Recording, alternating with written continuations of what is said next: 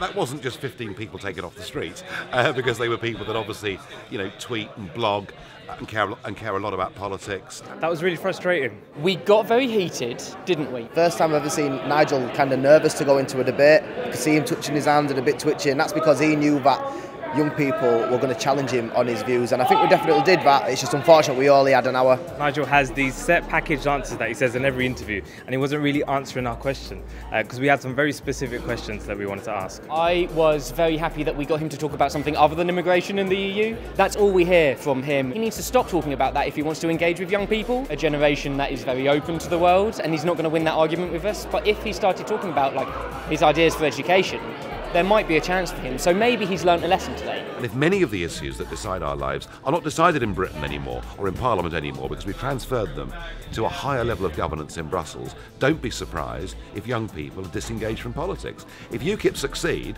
and we get back parliamentary democracy in Britain, double the number of young people will go out and vote. If Ukip got into power, why they want to scrap maternity pay? If Ukip got into power and said a party for the people, why they want to increase a fixed rate of 31%?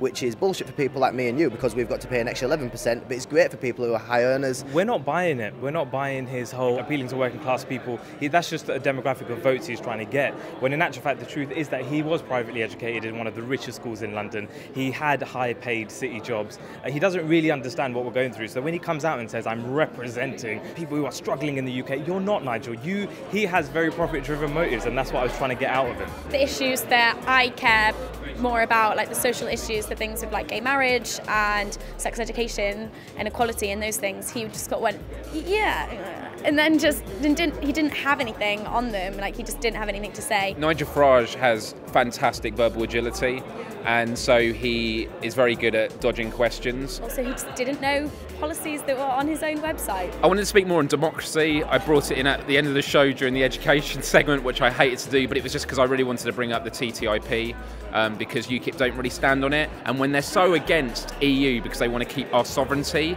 actually the TTIP is even bigger than that. It's the EU, it's the US. And it's that's an even bigger issue. Personally, I felt there should have been more time dedicated to education because I think all the topics are important, but especially as we're trying to represent young people, there should have been more time dedicated to discussing the topics that matter to young people. I'll never ever vote UKIP in my life. I'm always a no, Nigel. No, Nigel! No, absolutely not, Nigel! No! Shall I just say yes so that he has one person? I'll be yes, Nigel. I'll vote for your chin. It's lovely. I'm lost. As someone I'm quite new to politics. I mean, I know I'm 21, but I'm only just starting to get my head around it. I don't feel comfortable voting for anybody right now. What really irritates me about UKIP is you can find nuggets of truth in all of the topics they talk about, but then when you see the bigger picture, that's where I completely disagree. And someone once told me that the most dangerous type of truth is a half-truth, and I think that's what UKIP stand for, and I think that's why I'd say they're quite dangerous.